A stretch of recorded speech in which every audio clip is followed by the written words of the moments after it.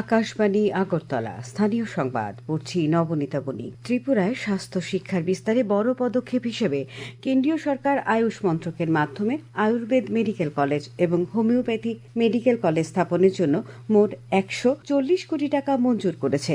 গতকাল সামাজিক মাধ্যমে এ খবর জানিয়ে মুখ্যমন্ত্রী অধ্যাপক ডাক্তার মানিক সাহা বলেন, নতুন দুটি মেডিকেল কলেজ আগামী শিক্ষাবর্ষ থেকেই চালু করার লক্ষ্যে উচ্চ পর্যায়ের বৈঠক হয়েছে। ত্রিপুরার উন্নত স্বাস্থ্যসেবা ও শিক্ষাক্ষেত্রে এই উদ্যোগকে ঐতিহাসিক উল্লেখ করে এর জন্য মুখ্যমন্ত্রী প্রধানমন্ত্রী নরেন্দ্র মোদী, কেন্দ্রীয় স্বাস্থ্যমন্ত্রী জেপি নাড্ডা এবং আয়ুষ মন্ত্রী প্রতাপ রাও যাদবের প্রতি আন্তরিক কৃতজ্ঞতা প্রকাশ করেছেন। কৃষিমন্ত্রী রতনলাল নাথ কৃষিক্ষেত্রে আত্মনির্ভরতা অর্জনের উপর গুরুত্ব আরোপ করেছেন।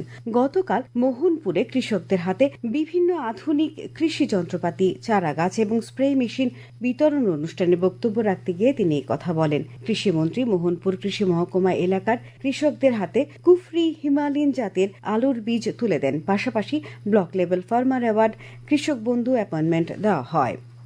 প্রধানমন্ত্রী নরেন্দ্র মোদী গতকাল প্রধানমন্ত্রী কার্যালয়ের নাম পরিবর্তন করে সেবা তীর্থ রেখেছেন। সোশ্যাল মিডিয়ায় একটি পোস্টে কেন্দ্রীয় স্বরাষ্ট্রমন্ত্রী অমিত শাহ জানান, রাজভবন এবং রাজনিবাসের নাম পরিবর্তন করে লোকভবন এবং লোকনিবাস করা হচ্ছে। তিনি একে উন্নত ভারত গঠনের দিকে জাতির জয়যাত্রার এক গুরুত্বপূর্ণ মাইল ফলক হিসেবে বর্ণনা করেছেন, যেখানে সেবা এবং সুশাসনকে প্রধান অগ্রাধিকার দেওয়া হয়। আজ বিশ্ব দিব্যাঙ্গ দিবস। 1992 সালে রাষ্ট্রসংঘ প্রথম দিব্যাঙ্গজনদের প্রতি সম্মান ও তাদের সমস্যার প্রতি গুরুত্ব দিতে international day of person with disability বা দিব্যাঙ্গ দিবস পালনের উদ্যোগ নেয়। রাজ্যেও এই দিবসটি পালনে নানা কর্মসূচি নেওয়া হয়েছে।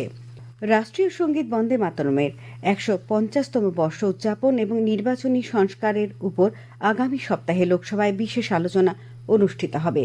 সংসদ বিষয়ক মন্ত্রী কিরেন রিজিজু জানান, লোকসভার অধ্যক্ষ ওম বিড়লার পৌরোহিত্যে সর্বদলীয় বৈঠকে এই সিদ্ধান্ত গ্রহণ করা হয়। বন্দে মাতরমের উপর আগামী 8ই ডিসেম্বর এবং নির্বাচনী সংস্কারের বিষয়ে আগামী 9ই ডিসেম্বর আলোচনা অনুষ্ঠিত হবে। কেন্দ্রীয় কৃষিমন্ত্রী শিবরাজ সিং চৌহান বলেছেন যে মহাত্মা গান্ধী জাতীয় গ্রামীণ কর্মসংস্থান গ্যারান্টি প্রকল্প MGNREGAর অধীন সরকার চলতি অর্থ বছরে রাজ্য এবং কেন্দ্রশাসিত অঞ্চলগুলিকে 68,393 কোটি টাকারও বেশি দিয়েছে। লোকসভায় এক লিখিত জবাবে মন্ত্রী জানান এই তথ্য।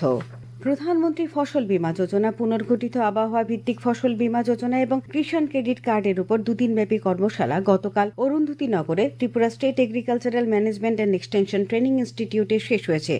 কর্মসূচিটি TSAMET-এর উদ্যোগে হায়দ্রাবাদের জাতীয় কৃষি সম্প্রসারণ ব্যবস্থাপনা সংস্থা এবং কৃষি ও কৃষক কল্যাণ মন্ত্রকের ফসল বীমা বিভাগের সহযোগিতায় আয়োজিত হয়। কর্মশালায় কৃষি দপ্তর, কৃষি বিজ্ঞান কেন্দ্র এবং বিভিন্ন ফসল বীমা সংস্থার মোট 40 জন অংশগ্রহণ করে। ধলাই জেলা বিজেপি ওবিসি মোর্চার উদ্যোগে গতকাল কমলপুর নজরুল ভবনে আত্মনির্ভর ভারত ও স্বদেশী অঙ্গীকার বিষয়ক আলোচনা সভার আয়োজন করা হয়। ওবিসি কল্যাণমন্ত্রী শান্তনা চাকমা সভায় উপস্থিত ছিলেন। তিনি প্রধানমন্ত্রী নরেন্দ্র মোদী এবং মুখ্যমন্ত্রী অধ্যাপক ডক্টর মানিক সাহার নেতৃত্বে ওবিসি সম্প্রদায়ের সার্বিক উন্নয়ন, আত্মনির্ভর ভারত ও সুশাসনের বিভিন্ন বিষয় নিয়ে আলোচনা করেন। বিধায়ক মনোজ কান্তি দেব, স্বপ্না দাস পাল, বিজেপি ওবিসি মোর্চার সভানেত্রী মলিনা দেবনাথ প্রমুখ আলোচনায় অংশ নেন। গতকাল আগরতলায় এক অনুষ্ঠানে ত্রিপুরা ফুটবল অ্যাসোসিয়েশনের পক্ষ থেকে নতুন করে 80 জনকে আজীবন সদস্য পদ প্রদান করা হয়। এই অনুষ্ঠানে উপস্থিত ছিলেন মুখ্যমন্ত্রী অধ্যাপক ডাক্তার মানিক সাহা, ক্রীড়ামন্ত্রী টিঙ্কু রায়, আগরতলা পুর নিগমের মেয়র তথা বিধায়ক দীপক মজুমদার, TF-এর সভাপতি প্রণব সরকার প্রমুখ। নতুন এই 80 জনকে নিয়ে TF-এতে আজীবন সদস্য সংখ্যা বেড়ে হল 290 জন। আবহাওয়ার খবর। আজ দুপুর পর্যন্ত আবহাওয়ার পূর্বাভাসে জানানো হয়েছে, আকাশ সাধারণত পরিষ্কার থাকবে। সকালের দিকে হালকা কুয়াশা ছিল। দিনের সর্বোচ্চ তাপমাত্রা থাকবে 28 ডিগ্রির কাছাকাছি।